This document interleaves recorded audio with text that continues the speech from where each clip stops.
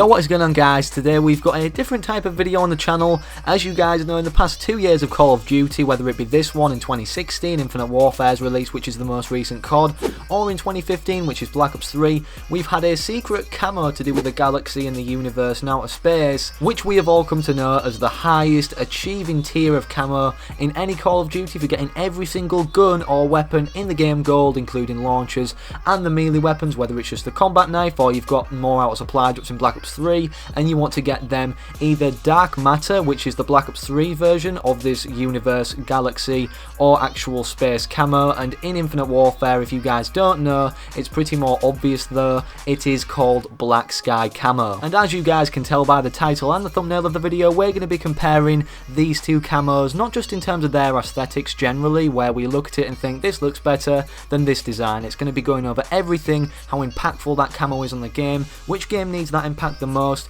and overall just everything to do with the system and the hype surrounding getting one camo as a special reward for unlocking every other camo for every single individual weapon in one game. And it would only make sense to have designated gameplay in the background to what camo we're going to be talking about, which first of all, to start out with, what came first, Dark Matter camo to start off this universal galaxy black hole or space camo, the Dark Matter camo. So first of all, I just want to give a huge shout out to my boy Ghost Ninja for providing the gameplay in the background. Both gameplays for both games, Black Sky Camo gameplay on Doom the Racer's account, which is already 10th prestige, and also the Dark Matter camo in the background, which you guys are watching right now. What we're going to discuss everything Dark Matter, where it came from, how it came about, and what updates it had done to it, and how it affected Black Ops 3. So Ghost Ninja's link will be at the very top of the video description down below, and he's the provider of both gameplays, so make sure to just go check that channel out. And if this video does really well, I want a lot of you guys going over to his channel as well. So if you see the video doing well, make sure you go check out Ghost Ninja nonetheless.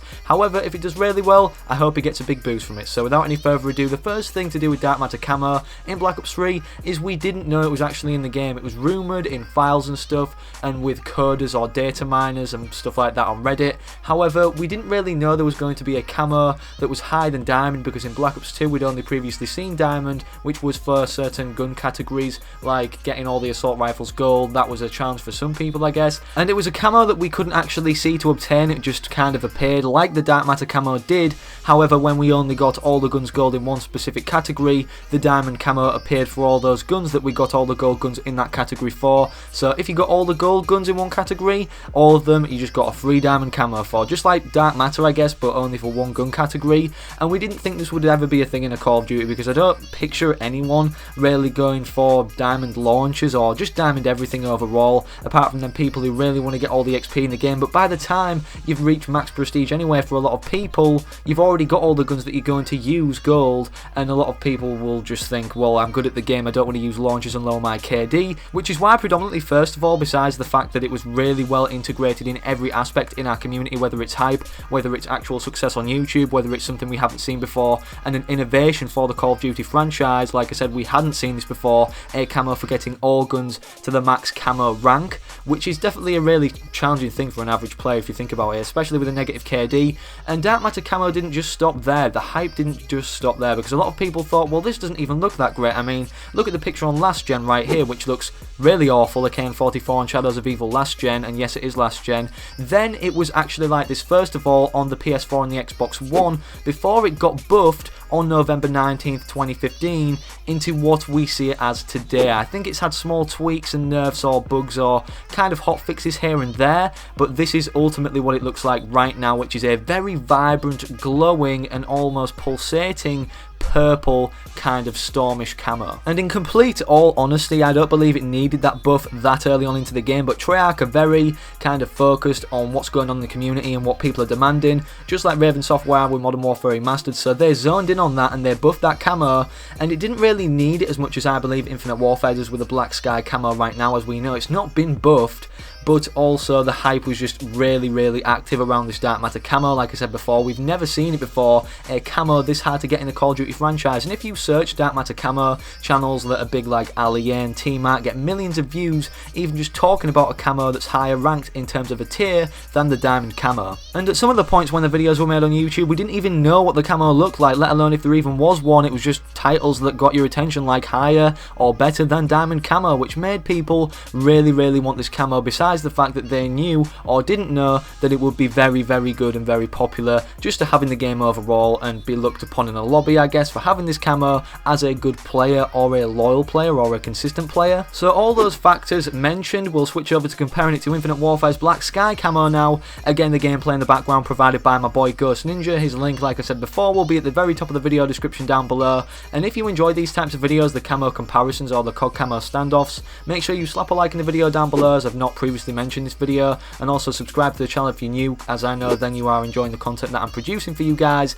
And yeah, Black Ops 3, to conclude upon that, had a lot of factors going for it. First of all, it had 7 times the amount of pre-orders than Infinite Warfare did this year, which is definitely, I mean, it's an obvious kind of sign that Infinite Warfare is nowhere near as popular as Black Ops 3, and the fact in Infinite Warfare you have to get to 9th Prestige in order to actually access the earliest possible way of unlocking Black Sky camo is a very off-putting factor, because first of all, a lot of people haven't bought Infinite Warfare for a start in comparison to what they did with Black Ops 3, or the amount of time actually played, or the amount of people playing, I'm guessing, because they don't show the freaking player count like they did in the Black Ops 3 beta. And no, I'm not saying that the Black Sky camo being this non-vibrant or this bad, should I say, within Infinite Warfare, or these things to actually obtain it are the reason for these pre-orders not being there as much as they were with Black Ops 3. It's not, honestly, because we didn't even know until like a week before Infinite Warfare was released, when the people got early access to the game and people went into the files on the PC and whatever they did to actually find out there was a Black Sky camo. We didn't know there was going to be a camo above the Diamond camo. I mean, we kind of guessed because the hype for COD was generally going downhill in terms of DLC one after another in Black Ops 3, because I believe DLC 1 was the best just in terms of overall hype and zombies, because it was the first DLC and Der Eisendraht was a very good zombies map. But we're going off topic. Like I said, I don't believe Black Sky is the main reason for the downfall of the game. I think the overall decline in hype towards the end of Black Ops 3 and the kind of reveal we had to Infinite Warfare already, the dislikes in the trailer, is to do with the non-hype or the kind of bad publicity that Infinite Warfare has. However, if Black Sky was good, this is what I'm saying, this could have made the game a ton better. If you look at Black Sky Unlocked videos on YouTube, or people who've actually unlocked Black Sky like Ghost Ninja or Doom the Racer's account like you're seeing gameplay of in the background, they have nowhere near the view count, and Call of Duty as a whole doesn't, than when it was Black Ops 3 this time last year with the Dark Matter camo. So with all this knowledge that even someone just generally, a randomer in the community, can pull out of the apple tree metaphorically, has not even a developer about the decline of COD, whether it's just the sales overall, the people playing it, or just the views on YouTube showing that, you'd think the developers Infinity Ward would have done exactly what Treyarch did last year and worked upon their game or their aesthetics or their camos or what really populated the game, tried to make it that little bit better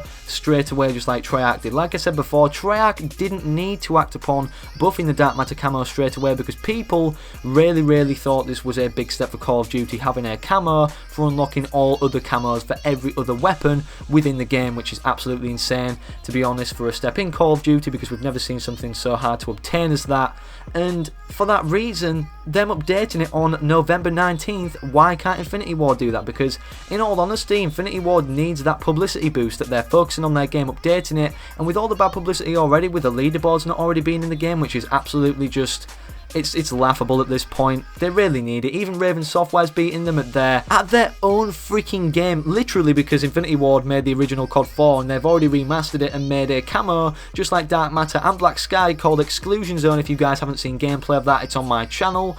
And it looks insane. It's like to do with space, kryptonite. It looks like kryptonite pouring out of a rock, or just general cracked rocks. It looks amazing, honestly. It really doesn't need a buff. However, when it comes to the new Call of Duty, the new thing that we've never seen before, there's not as much hype as the Exclusion Zone, it seems like. Honestly, I don't understand that, because we've already seen COD 4 one time around, and they've had to do a hell of a good job to be recognised as a reliable remastering or developing company, Raven Software, for a game that was just so hard to live up to the standards of, past the point of Call of Duty 4's official release, I guess, because a lot of people agree that it's the best Call of Duty to ever happen, and it was also the first big boom in 1.4 online multiplayer within the franchise. So Raven Software not only had the challenge of appealing to that nostalgia, but also improving upon that in the modern day graphics and the modern day hype of Call of Duty by adding that hard to obtain camo by unlocking all camos for all weapons within one Call of Duty game. So I just don't understand why Black Sky, just